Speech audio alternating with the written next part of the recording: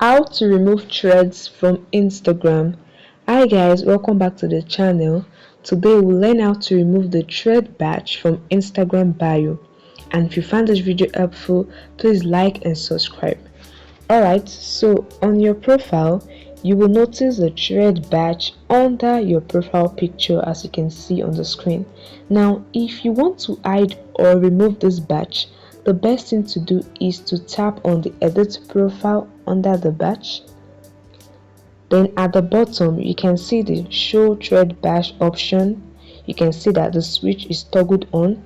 Now to hide this badge, you have to toggle off the switch to remove it. And if you go back to your profile, you'll see that the thread badge won't be there anymore.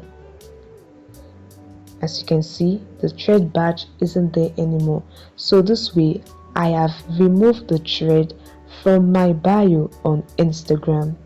I hope this video helped you. Please like and subscribe.